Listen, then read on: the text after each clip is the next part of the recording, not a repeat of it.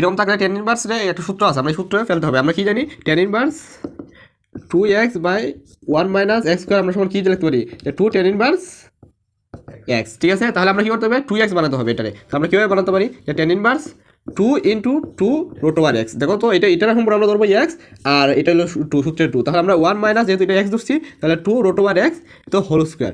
ঠিক আছে, দেখো এটা যদি আমরা করি তাহলে আমাদের 4x চলে আসে, তাহলে আমাদের সূত্র চলে আসছে tan inverse 2x by 1 minus x square. তাহলে কী হবে 2 টেন ইনভার্স এক্স ধরছি 2 রুট ওভার এক্স।